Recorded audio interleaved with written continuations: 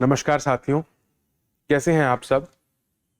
आशा करता हूं कि आप सब स्वस्थ हैं और हमारे इस निरंतर प्रयास से आप सब संतुष्ट भी हैं और हमारी ये कोशिश सफल भी हो रही है, जहां पे हम विधि की, लॉ की बेहतर जानकारी आप तक पहुंचाने का प्रयास कर रहे हैं। हम आशा करते हैं कि आप सब हमारे इस प्रयास की सराहना करेंगे और साथ ही साथ यदि कोई कमेंट्स हैं, आपके सुझाव हैं, तो वो भी आप हम तक पहुंचाएंगे। आज हम एक बहुत इंटरेस्टिंग डिस्कशन के साथ आपके समक्ष आए हैं, cryptic information as an FIR. देखिए, एफआईआर के बारे में हम डिस्कशन भी काफी कर चुके हैं, बहुत इंपॉर्टेंट एरिया भी है, लेकिन आज जो मैं एस्पेक्ट आपके साथ डिस्कस कर रहा हूं वो बहुत ही अलग एस्पेक्ट है और मैक्सिमम स्टूडेंट्स को, एस्पिरेंट्स को और साथ साथ आम नागरिकों को इस एस्पेक्ट के बारे में ज्यादा जानकारी नहीं। देखिए, एफआईआर लॉन्च करवाना सबसे इंपॉर्टेंट टास्क होता है ताकि हम क्रिमिनल जस्टिस सिस्टम को मोशन में ला सकें। यदि कोई संज्ञेय अपराध यानी कि कॉग्निजेबल ऑफेंस हुआ है, जो कि थोड़े सीरियस ऑफेंसेस होते हैं, ग्रेव ऑफेंसेस होते हैं, जैसे कि हत्या हो गई, डकैती हो गई, लूट हो गया, इस तरीके के, रॉबरी, इस तरीके के जो ऑफेंसेस है, सीरियस ऑफेंसेस जो होते हैं, वो कॉग्निजेबल ऑफेंसेस की कैटेगरी में आते हैं और ये क्लासिफिकेशन आपको सीआरपीसी में और आईपीसी में दोनों में देखने को मिलती भी है। नेवरदलेस, जब भी हम एफआईआर को रिकॉर्ड करने की बात करते हैं तो एफआईआर की रजिस्ट्रेशन तो मैंडेटरी है, पर क्या हर वह सूचना जो कॉग्निजेबल ऑफेंसेस से रिलेटेड है उसको पुलिस अफसर को दर्ज करना अनिवार्य है? द आंसर इज यस, बिल्कुल अनिवार्य है। लेकिन साथ ही साथ वह सूचना किस रूप में दी जा रही है, इस बात को भी हमें देखना पड़ेगा और एक बैलेंस बनाना पड़ेगा इन दोनों एस्पेक्ट्स के बीच में। सबसे पहले समझते हैं क्रिप्टिक इंफॉर्मेशन का मतलब क्या होता है। देखिए, यह सवाल एग्जामिनेशंस में, न्यायिक सेवा की परीक्षा में बहुत बारी पूछा गया है और यह हम सबके लिए जानना बहुत जरूरी भी है कि क्या हम क्रिप्टिक इंफॉर्मेशन को एफआईआर की तरह ट्रीट कर सकते हैं या नहीं ट्रीट कर सकते। क्रिप्टिक का मतलब होता है वेग, हम कह सकते हैं लूजली वर्डेड, या हम कह सकते हैं अनक्लियर, अस्पष्ट है, गुप्त है, छिपी हुई है, अप्रकट सूचना है। This is indefinite. इस तरीके की जो सूचना होती है, अनऑथेंटिकेटेड सूचना,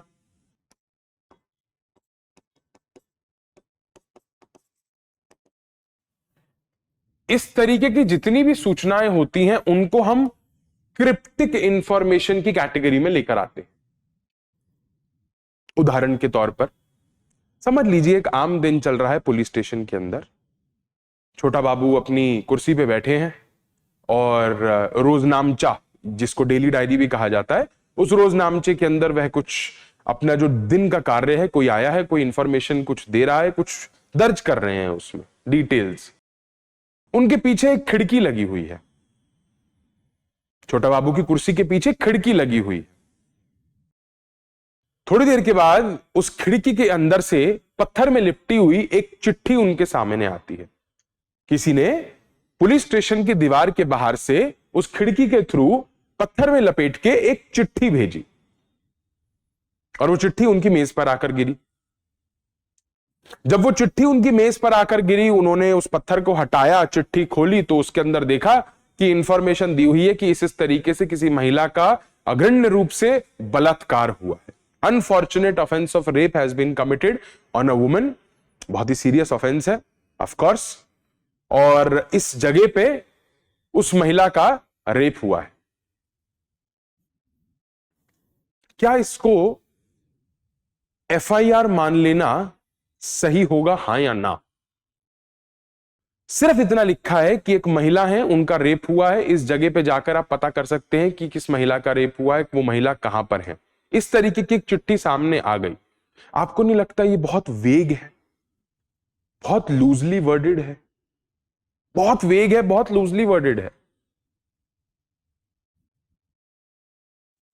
हम इसको एफआईआर नहीं मान सकते, हम इसको एफआईआर नहीं मान सकते। बड़ी वेग इंफॉर्मेशन। किसने दी पता नहीं, विक्टिम कौन है पता नहीं, कहां पर है पता नहीं, ऑफेंस हुआ है, बस इतनी इंफॉर्मेशन हमारे सामने आ गई है। किसने दी information? We don't know, unauthenticated, it is loose, बिल्कुल एब्सोल्युटली वेग इंफॉर्मेशन है। मान लीजिए ऐसे ही पुलिस अफसर के पास एक टेलीफोन आता है, उन्होंने उठाया, हां जी इस थाने से बात कर रहे हैं आप? हां जी इस थाने से बात कर रहा हूं, जरा जाके देखिए फलाना फलाना चौक पे ना शायद कोई हत्या हो गई है, पहुंच जाएंगे जल्दी तो अच्छा रहेगा। और फोन रख दिया गया। कमाल है, ये तो हम मूवीज में देखते इस तरीके की इंफॉर्मेशन आती है। क्या इसको एफआईआर मान लेना चाहिए? The answer is no, the answer is no. You can not treat this as an FIR, you can not treat such cryptic information as an FIR. आप बताइए इसको एफआईआर आप कैसे मान लेंगे? किसने दी है इंफॉर्मेशन पता नहीं, कौन है वह व्यक्ति पता नहीं, किसकी हत्या हुई पता नहीं, कौन है जिसने हत्या करी पता नहीं, कुछ नहीं पता। जस्ट बिकॉज, ध्यान से सुनिएगा, just because information regarding the commission of a cognizable offence is given, just because there is a simple information which has been given of a cognizable offense, will you straight away treat it as an FIR? इस बात को समझिएगा, FIR का registration mandatory है, पर information भी तो authenticated होनी चाहिए। मैं ये नहीं कह रहा हूं कि वह सूचना सत्य है कि असत्य है, पर डिटेल्ड तो होनी चाहिए। उसमें ऐसी डिटेल्स तो एटलीस्ट हो ताकि पुलिस अफसर अपना कार्य सही रूप से कर सके। Just because an information has been given which is cryptic, loosely worded, indefinite, unauthenticated, absolutely vague and scattered information, can you treat it as an FIR just because it is disclosing the commission of a cognizable offense? The answer is no. You cannot simply straight away treat it as an FIR. It cannot be allowed. It cannot be allowed. आप उस सूचना को सीधे एक प्रथम सूचना report के तरीके से दर्ज नहीं कर लेते। यानी कि मैं आपके समक्ष जो पॉइंट रख रहा हूं वो ये है कि दैट क्रिप्टिक और वेग information can not be simply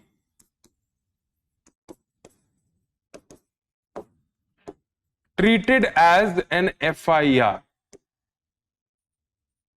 It cannot be simply treated as an FIR. You can't do that. अब आप पूछेंगे सर इसमें दिक्कत क्या है, परेशानी क्या है? अगर कोई इंफॉर्मेशन आती है, मान लीजिए वो जो पत्थर में लिपटी हुई चिट्ठी आई थी वो रेप के बारे में डिस्क्लोज कर रही थी, या वो जो फोन कॉल आया था एक गोपनीय रूप से कि भाई इस जगह पे जाके उस चौक पे जाके देख लो एक हत्या हुई है, जल्दी पहुंच जाओगे तो अच्छा रहेगा। पुलिस अफसर का क्या जाता है, पुलिस अफसर को इंफॉर्मेशन रिकॉर्ड करे पुलिस अफसर और स्ट्रेट अवे पहुंच जाए स्पॉट पे।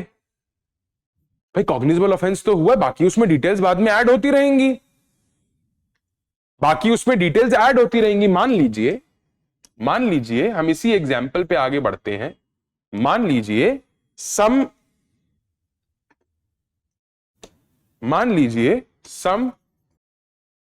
Cryptic information has been given to a police officer. मान लीजिए टेलीफोन के थ्रू पुलिस अफसर के पास एक इंफॉर्मेशन आई, पुलिस अफसर के पास क्रिप्टिक इंफॉर्मेशन आई टेलीफोन के थ्रू, गोपनीय, बिल्कुल अनडिटेल्ड, अनऑथेंटिकेटेड, वेग सी इंफॉर्मेशन आई। पुलिस अफसर ने क्या करा? पुलिस अफसर ने एफआईआर रिकॉर्ड कर ली। उसके बाद पुलिस अफसर गया स्पॉट पे, वहां से पुलिस अफसर ने विटनेस की स्टेटमेंट ली।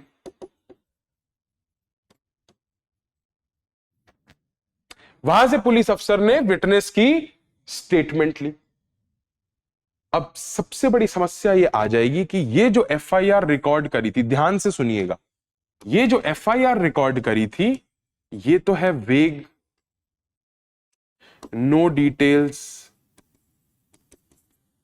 और बिल्कुल ही अनऑथेंटिकेटेड है। वेग है, इसमें कोई भी डिटेल्स अवेलेबल नहीं है हमारे पास, इट इज वेग इंफॉर्मेशन जो रिकॉर्ड हुई है।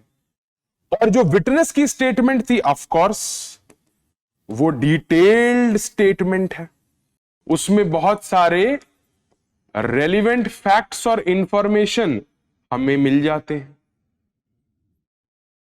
सर इसमें भी क्या समस्या है, ध्यान से समझिएगा सिनेरियो को, इसमें भी क्या समस्या है सर, यहां एफआईआर रिकॉर्ड हुई, पुलिस ऑफिसर स्पॉट पे गया, विटनेस की स्टेटमेंट ली, वहां डिटेल्ड रेलिवेंट फैक्ट्स मिल गए, इसमें क्या दिक्कत हुई? समस्या बहुत बड़ी है और समस्या बहुत टेक्निकल है जिससे बच पाना बड़ा मुश्किल है। क्या है वो समस्या? वो समस्या ये है कि ये जो विटनेस की स्टेटमेंट रिकॉर्ड हुई, this will be hit by section 162 of CrPC 1973, धारा 162 दंड प्रक्रिया संहिता 1973 से यह स्टेटमेंट सीधे सीधे हिट हो जाएगी। सर ये क्या है 162? बहुत संक्षिप्त रूप में मैं आपको बताता हूं। 162 ये कहता है कि जब भी आप इन्वेस्टिगेशन शुरू करते हैं और इन्वेस्टिगेशन के दौरान कोई स्टेटमेंट आप रिकॉर्ड करते हैं, कौन रिकॉर्ड करता है? पुलिस अफसर।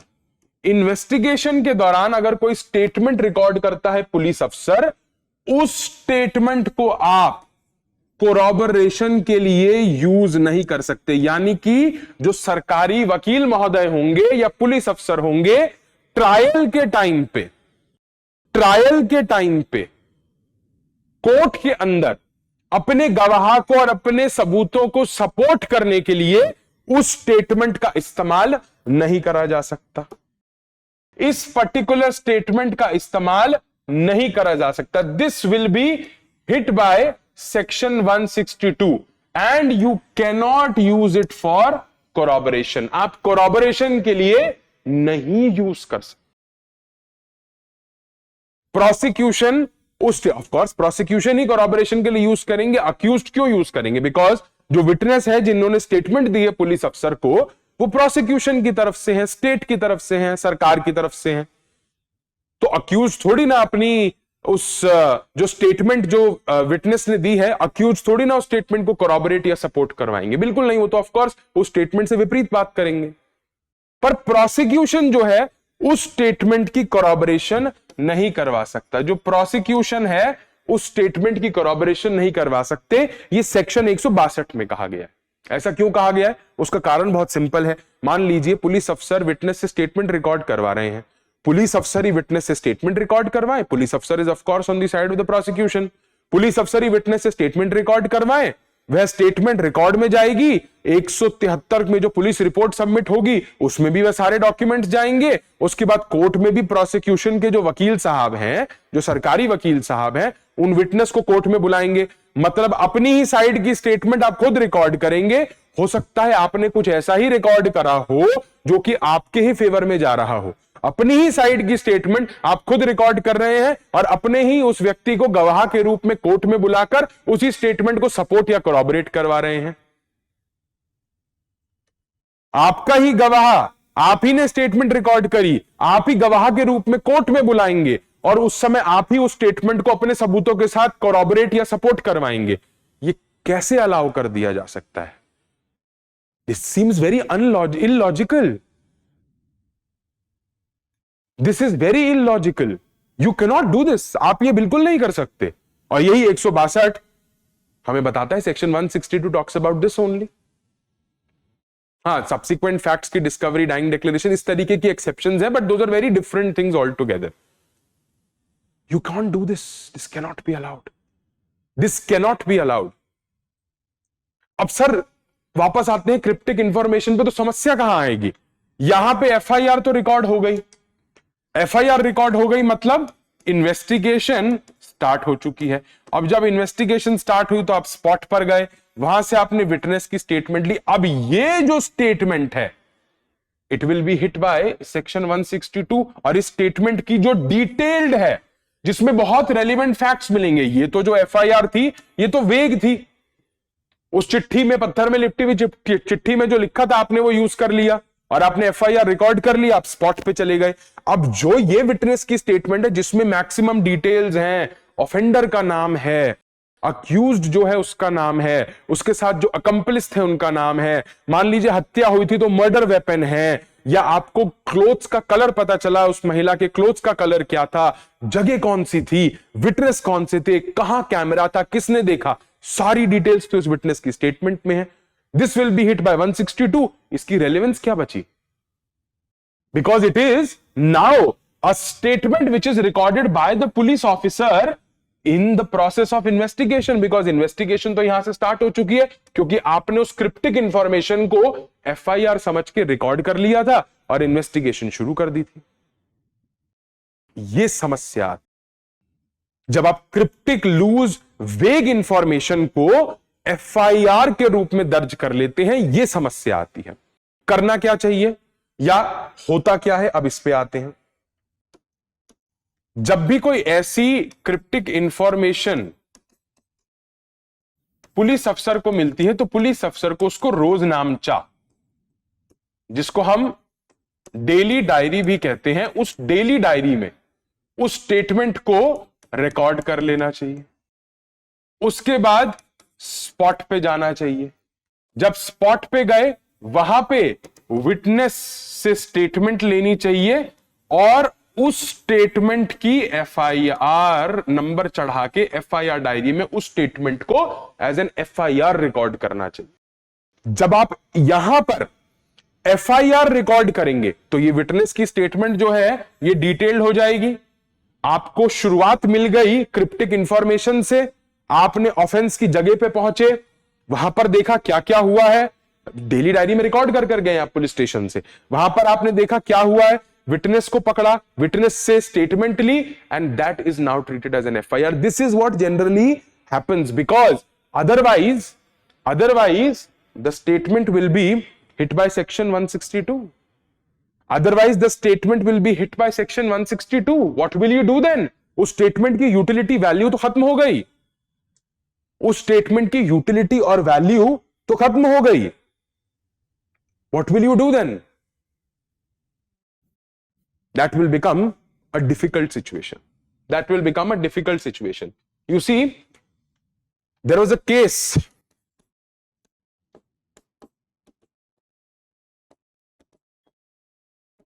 Tapinder Singh versus State, 1970 Supreme Court.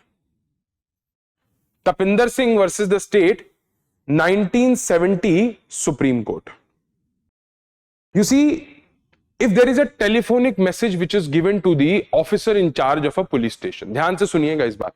यहां पे क्या कहा कि अगर कोई टेलीफोनिक मैसेज है, यानी कि फोन द्वारा कोई मैसेज दिया गया जो कि officer incharge of the police station, जिनको हम एसएचओ बड़ा बाबू भी कहते हैं, officer incharge of the police station को, एसएचओ साहब को वो टेलीफोनिक मैसेज दिया गया। किसने दिया? ये जो टेलीफोनिक मैसेज था it was by an ascertained person, मतलब हमें पता है किसने दिया। उस व्यक्ति ने अपने आप को आइडेंटिफाई करा और बताया कि मैं कौन और कहां से बात कर रहा हूं। This was relating to the commission of a cognizable offence, यानी कि ये जो इंफॉर्मेशन मिली है टेलीफोन के थ्रू वो डिस्क्लोज करती है कि कोई संज्ञ अपराध हुआ है। वो जो सूचना है संज्ञ अपराध के बारे में है, व्यक्ति भी पता है किसने दी है, प्लस साथ में यहां पे हमारे पास रेलेवेंट डिटेल्स भी अवेलेबल है, रेलेवेंट डिटेल्स भी अवेलेबल है। और ये एसएचओ साहब ने इस मैसेज को, जो टेलीफोन पे मैसेज मिला है, उसको उन्होंने रिकॉर्ड करा इन राइटिंग। ये जो इंफॉर्मेशन का मैसेज मिला है उसको रिकॉर्ड करा गया in writing. this will be treated as an FIR and it will not be hit by 162. It is not hit by 162 and it will be treated as an FIR. यहां पे भी telephone के through ही message आ रहा है, पर फर्क क्या है? क्रिप्टिक नहीं है, असर्टेन्ड पर्सन है, कॉग्निजेबल ऑफेंस है और डिटेल्स भी मिल रही हैं, हमें डिटेल्स भी मिल रही हैं, तो क्यों ना उसको एफआईआर की तरह हम ट्रीट करें? बिल्कुल, it is an FIR and it will not be hit by section 162. It is an FIR and it will not be hit by section 162. Why do you think it will be hit by section 162? Absolutely not. Absolutely not. Absolutely not. It will not be hit by section 162. निष्कर्ष क्या निकलता है? इतनी बात से पहले तो ये जान लें, निष्कर्ष ये निकलता है that cryptic information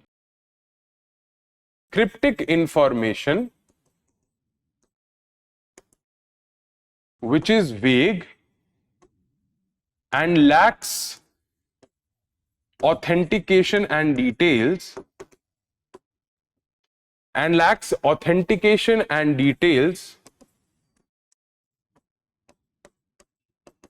cannot be treated as an FIR. If it is treated as an FIR, then the subsequent relevant and detailed information received from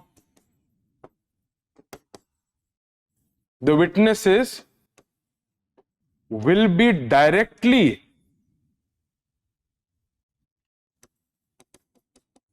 hit by section 162 and will lose its probative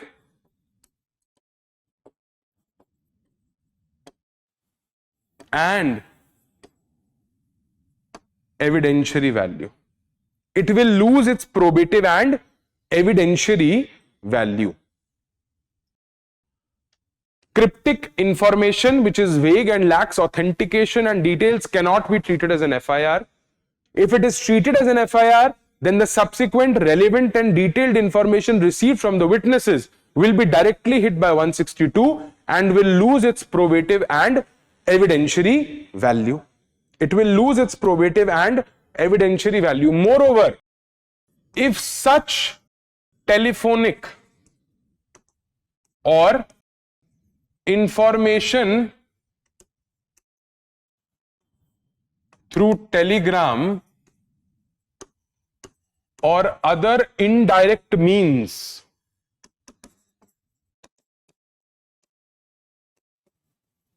is detailed and does not lack authentication, comma, it will inspire confidence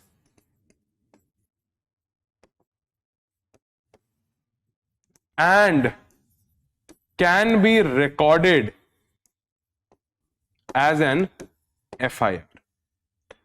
पर अगर वही telephonic information, चिट्ठी द्वारा आई हुई information, if it is detailed, detail में सब कुछ बताया जा रहा है आपको, 20 मिनट लगा दिए, व्यक्ति ने सारी इंफॉर्मेशन दे दी आपको कि मैं सामने नहीं आ सकता, पुलिस स्टेशन पे निगरानी करी हुई गुंडों ने देख लिया तो मेरा परिवार खतरे में आ जाएगा, इसीलिए मैं पीसीओ से आपको बता रहा हूं, मेरा नाम ये है, तुम मेरा नाम बताना मत, इस व्यक्ति ने ऐसा काम करा है, ऐसे ऐसे करा है, विटनेस तुम्हें ये मिलेंगे, सीसीटीवी वहां लगा था, उसकी रिकॉर्डिंग यहां पर है, विक्टिम ये है, मारा ऐसे गया था, इस वेपन से मारा था, वेपन को यहां छुपाया था, मोटिव ये था, इतनी डिटेल दे दी, तब भी आप एफआईआर नहीं मानेंगे? आपको तब तो मानना ही पड़ेगा FIR, because it is a proper authenticated detailed information. एक तो फर्स्ट इन टाइम है, कॉग्निजेबल ऑफेंस से रिलेटेड है, डिटेल्स में है, वेग नहीं है, लूज नहीं है, आप क्यों एफआईआर नहीं मानेंगे इसे? Then it will be treated and termed as an FIR, आप उसको रिकॉर्ड करेंगे as an FIR. Surjit Sarkar versus state of West Bengal.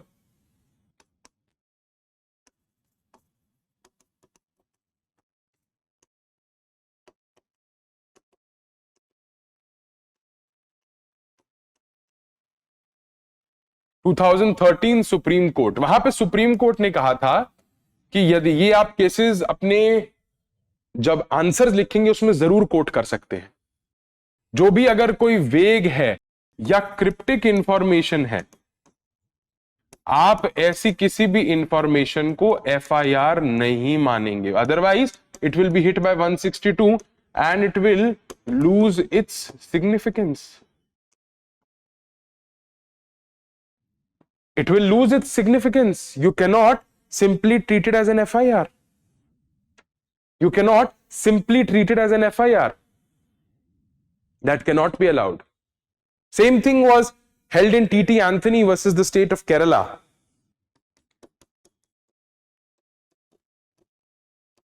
That where you have loosely worded information, where you have loosely worded vague information, it will not culminate into an FIR. Absolutely not. It will not become an FIR. It will absolutely not become an FIR. How can you simply treat it as an FIR? It is not possible. It is not possible. जहां पे हाँ detailed information है, ठीक है, आप telephonic messages cryptic information को भी मान लो, पर अगर वो क्रिप्टिक है, बिल्कुल मान लीजिए लूज है, वेग है, कोई डिटेल नहीं मिल रही, आप उसको एफआईआर नहीं मानो। अदरवाइज जब आप बाद में डिटेल स्टेटमेंट रिकॉर्ड करेंगे, it will be hit by section 162। अब आपके दिमाग में हो सकते हैं सवाल आ रहा हो, सर ऐसे तो कभी भी हमें कोई भी डिटेल आगे इन्वेस्टिगेशन में मिल सकती है। बिल्कुल मिल सकती है। आपके दिमाग में हो सकता है सवाल आ रहा हो कि सर मान लीजिए डिटेल्ड इंफॉर्मेशन, आपके हिसाब से जो डिटेल्ड है वो सारी इंफॉर्मेशन आपको एफआईआर में मिल गई, ओके, आपने इन्वेस्टिगेशन शुरू करी, बाद में जाके विटनेसेस ने और डिटेल्स दे दी, सर इसका क्या मतलब है? That will also be hit by section 162। जी बिल्कुल, आप बिल्कुल विश्वसनीय रूप से 100% श्योरिटी के साथ तो कभी नहीं कह सकते ना कि ये सारी की सारी जो डिटेल्स हैं बस इतनी ही डिटेल्स हैं, आगे इन्वेस्टिगेशन में कुछ डिस्कवर ही नहीं होगा। नहीं नहीं, हमारा कहना यह नहीं है कि अब सारी डिटेल्स एफआईआर में ही ले आइए, नहीं, बट एफआईआर में कम से कम इतनी तो सपोर्टिंग डिटेल्स आपके पास होनी चाहिए कि आपका प्रोसिक्यूशन का जो केस है वो स्ट्रांगली बिल्ड हो सके और अपराधी को सजा मिल सके। वरना मैक्सिमम डिटेल्स अगर विटनेस की स्टेटमेंट में चली जाएंगी तो वो तो 162 से हिट हो जाएगा। आप कोर्ट में गवाह को बुला के करेंगे क्या? आप कोर्ट में गवाह को बुला के करेंगे क्या? जो इंफॉर्मेंट होते हैं, फर्स्ट इंफॉर्मेशन रिपोर्ट जो दर्ज कराते, बहुत मटेरियल विटनेस होते हैं प्रोसिक्यूशन के लिए, और एफआईआर की एविडेंशियरी वैल्यू भी है। रेस जेस्टे, कंडक्ट क्या था, क्या कोई एलिबाई था? हो सकता है अक्यूज्ड ही अपने आप को छुपाने के लिए आके एफआईआर करवा रहा हो कि उस व्यक्ति ने क्राइम करा है। सब्सिक्वेंट कंडक्ट पता चल रहा है। Section 8 of Indian evidence act बहुत इंपॉर्टेंस रखती है एफआईआर।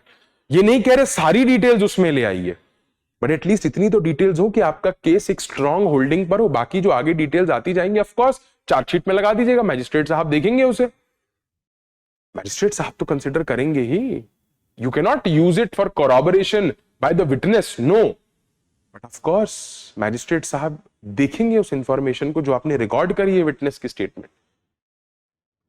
अब उसी स्टेटमेंट को लेकर कोरॉबरेशन नहीं करवा सकते अपने विटनेसेस से, ठीक है, पर उस विटनेस की जो स्टेटमेंट है उसको मैजिस्ट्रेट साहब तो पढ़ेंगे, देखेंगे उसकी वैल्यू क्या है, उसमें क्या कहा गया है, विटनेस अब क्या कह रहा है। आप यूज नहीं करोगे पर कोर्ट तो देखेगा। State of Kerala versus Samuel, 1961 का जजमेंट है।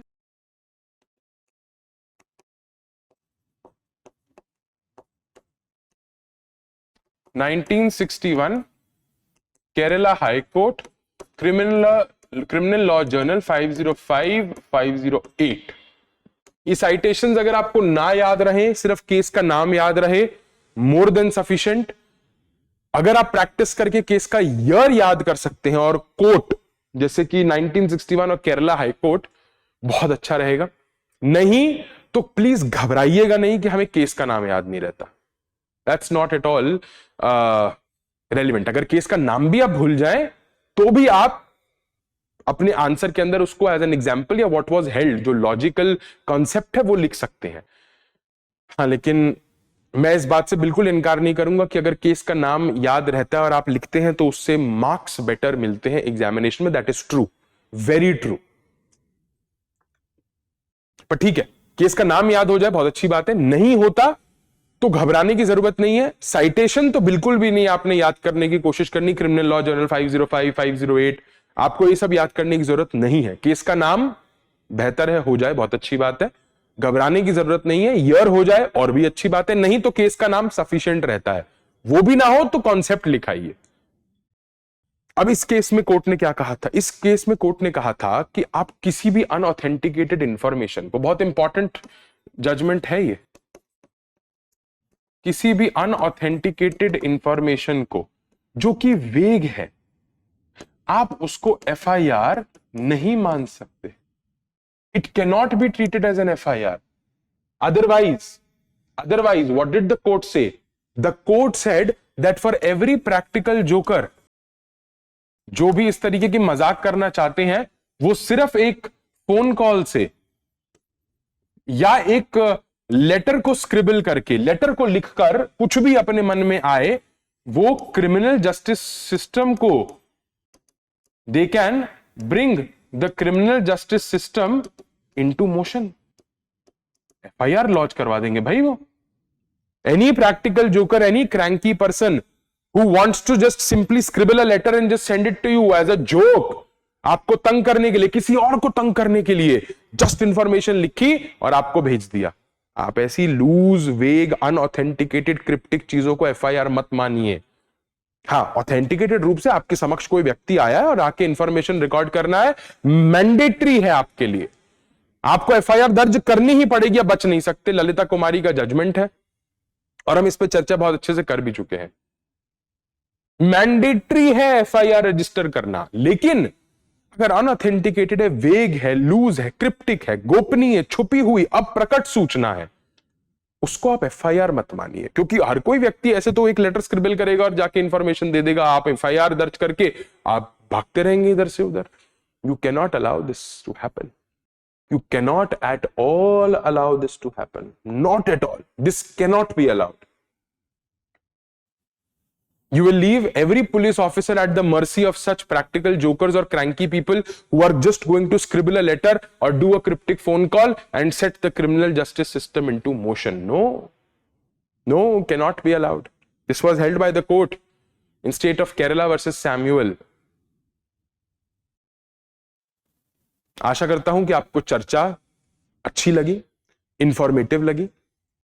हमने आपको एक एक्चुअली में एक बड़ी क्रिप्टिक कॉन्सेप्ट को, जो बहुत स्कैटर्ड है, उसको एक संक्षिप्त रूप में आपके समक्ष लाने की कोशिश करी।